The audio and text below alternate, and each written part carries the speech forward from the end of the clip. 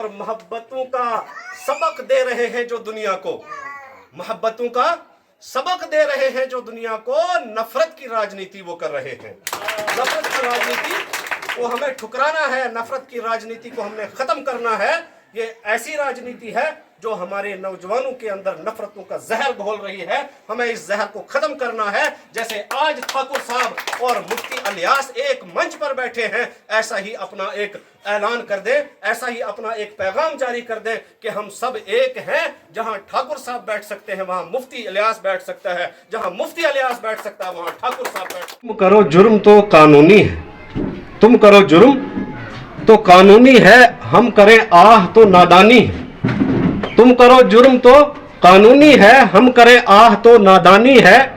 तुम्हारा खून खून हमारा खून क्या पानी है, तुम्हारा खून खून हमारा खून क्या पानी है। और ये जो खिलाफ है होने दो, राहत इंदौरी साहब ने कहा था, ये जो खिलाफ है होने दो, जान थोड़ी है, ये सब धुआं है, कोई आसमान थोड़ी है।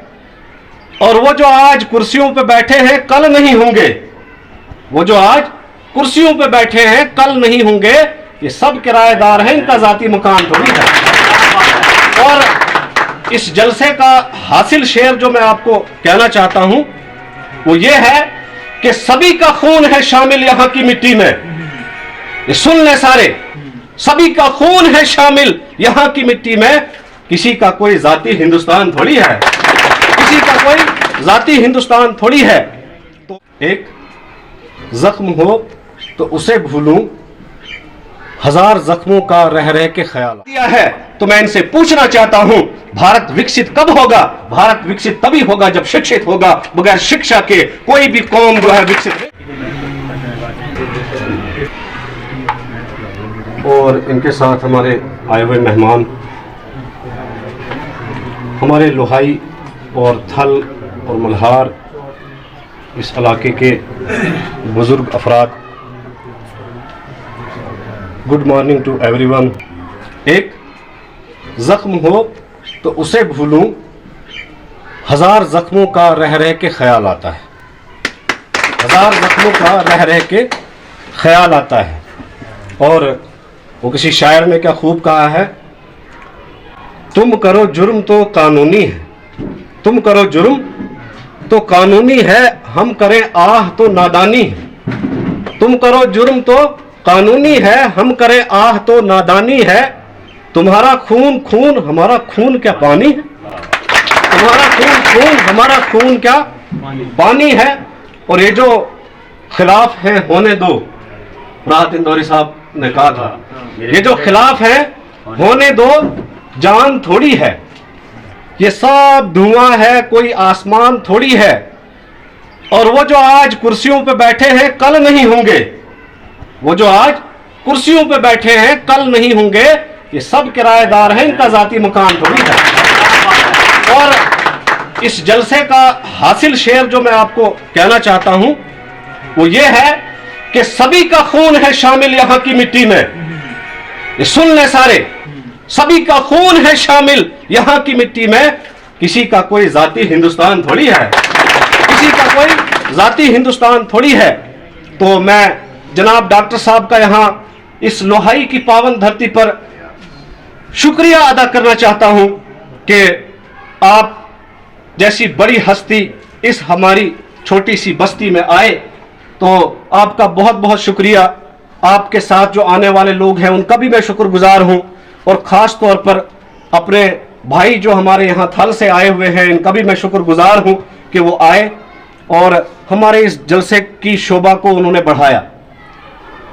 जनाब, मुद्दा गर्म है, इलेक्शन का मुद्दा है। हर कोई वोट मांगने के लिए चप्पे चप्पे, नगर नगर, डगर डगर घूम रहा है, चक्कर लगा रहा है। इस बार हम स्पष्टता से कहना चाहते हैं कि हमारे यहां का जो युवा है वो सताया हुआ है। हमारे यहां के जो लोग हैं इनके साथ जुल्म किए गए हैं, इनको हमेशा से इग्नोर किया गया है। इस बार अगर हम वोट करेंगे तो तो किसी मुद्दे पर करेंगे, बगैर मुद्दे के कोई वोट नहीं करेगा। और हमारे मुद्दे कोई ऐसे मुद्दे नहीं हैं कि हम किसी से आसमान मांग रहे हैं, हम किसी से चांद मांग रहे हैं, हम किसी से सूरज मांग रहे हैं। नहीं नहीं, हमारा मुद्दा हमारी जमीनों से जुड़ा हुआ मुद्दा है। हमारा मुद्दा वो मुद्दा है जो हर किसी गरीब का मुद्दा है। हम गरीबी की रेखा से नीचे जिंदगी गुजारने वाले लोग हैं। हम क्या मांग सकते हैं? हम रोटी मांग सकते हैं, हम पानी मांग सकते हैं, हम घर मांग सकते हैं, हम मकान मांग सकते हैं। और यह बुनियादी जरूरतें जिस कौम के अंदर नहीं होंगी वो कौम कभी तरक्की नहीं कर सकती है। हमारी तरक्की का राज अगर है तो वो इसमें है कि हमारे हुकूक को हमें दिया जाए। और हमारी सबसे पहली डिमांड, और ये अभी क्या देंगे? अभी तो इनके पास भी कुछ नहीं है, वादे के सिवा इनके पास अभी कुछ भी नहीं है। लेकिन मैं इनसे कहना चाहूंगा कि हमारे जो आम लोगों की डिमांड है, हमने पूरे बांजल बटवाल से लेकर के यहां देरी गला और इससे भी आगे सारे युवाओं ने एक फैसला किया है कि हम मुद्दों के अलावा वोट नहीं करेंगे। जो हमारे मुद्दे हल करेगा, जो हमारी समस्याएं हल करेगा, हम उसके साथ हैं, चाहे वो किसी भी पार्टी से हो। और हमारे मुद्दे हैं क्या?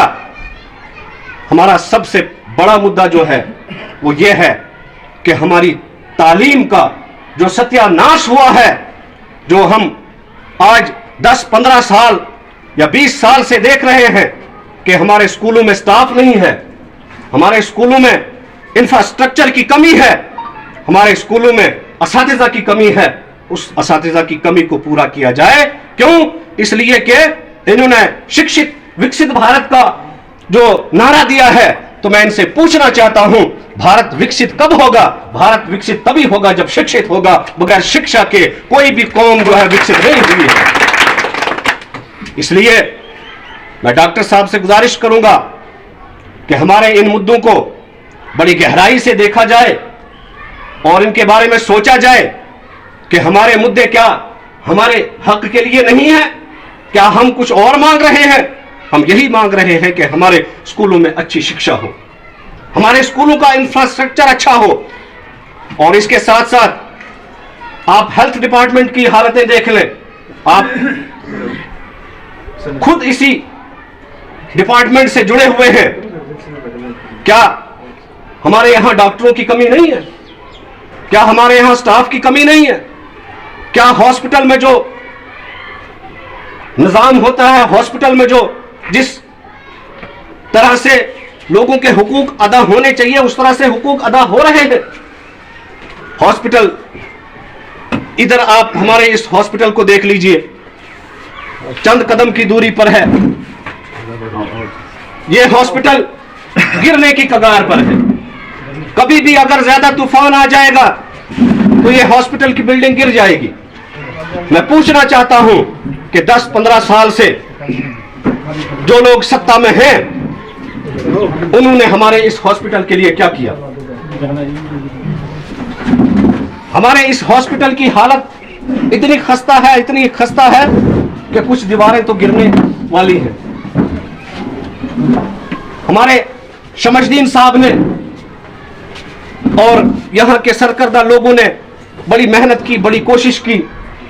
कोशिश के बाद हमारे डॉक्यूमेंट्स गए इस हॉस्पिटल की रिपेयर के लिए, मगर आज तक उसका जवाब हमें नहीं मिला। पिछले 1 साल से वो हमारे कागज रद्दी की टोकरियों में पड़े हुए हैं, उनको कोई नहीं देख रहा है।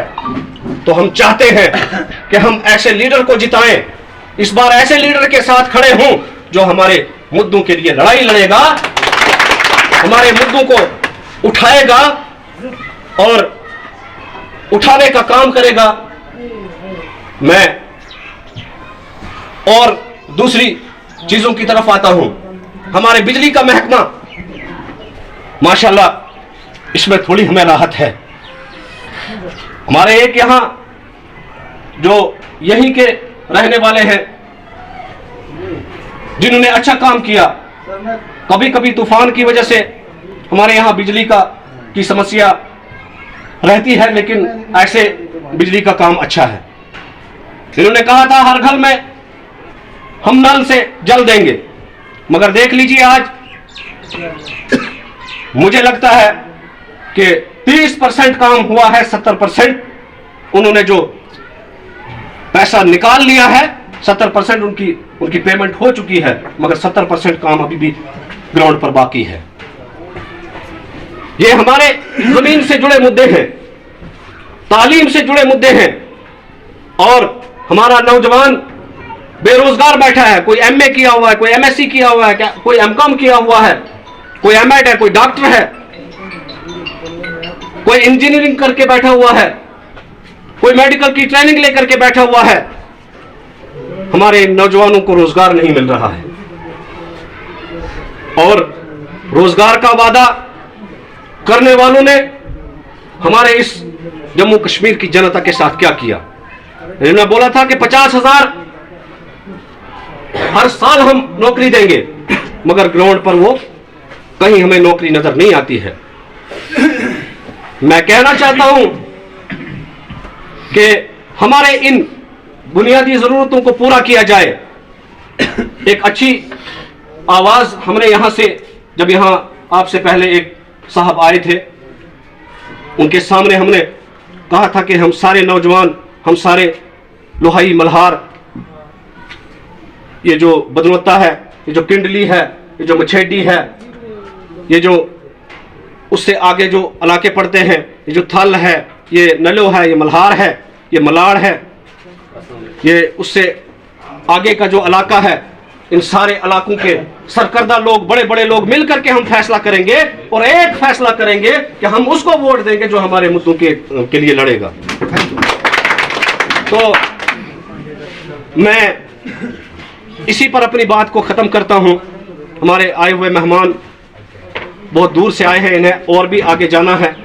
मैं चाहता हूं कि ये हमारे मुद्दों को अच्छी तरह से सुने, और सुन करके यही मुद्दे आपको आगे भी मिलेंगे। यही मुद्दा आपको मछेडी में मिलेगा, यही मुद्दा आपको बंजली में मिलेगा, यही मुद्दा आपको थल में मिलेगा, यही मुद्दा आपको मल्हार में मिलेगा। आप देख ले, खुद आप देख रहे हैं, ग्राउंड लेवल की सिचुएशन को देख करके आप खुद अंदाजा लगा सकते हैं कि हमारे साथ कितनी नाइंसाफियां हुई हैं।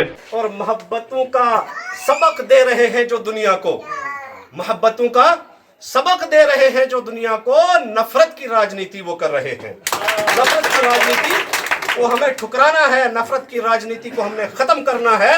ये ऐसी राजनीति है जो हमारे नौजवानों के अंदर नफरतों का जहर घोल रही है। हमें इस जहर को खत्म करना है। जैसे आज ठाकुर साहब और मुफ्ती इलियास एक मंच पर बैठे हैं, ऐसा ही अपना एक ऐलान कर दे, ऐसा ही अपना एक पैगाम जारी कर दे कि हम सब एक हैं। जहां ठाकुर साहब बैठ सकते हैं वहां मुफ्ती इलियास बैठ सकता है, जहां मुफ्ती इलियास बैठ सकता है वहां ठाकुर साहब बैठ सकते हैं, जहां ठाकुर साहब बैठ सकते हैं वहां ललहाल जी भी बैठ सकते हैं। वहां सारे लोग किसी जाति और किसी मजहब और किसी धर्म का जो है वो कोई खास स्पेशल स्टेटस हम नहीं, एक पैगाम हमारे तरफ से ये जारी होना चाहिए कि किसी को कोई स्टेटस नहीं दिया गया है। हम सब उस एक खुदा के बंदे हैं और हम सबको वही एक पालता है, इसके अलावा और कोई नहीं पालता है। जब उसने भेदभाव नहीं रखा तो हम इंसान कौन होते हैं आपसी भेदभाव रखने के लिए? इन नफरतों को खत्म करना होगा।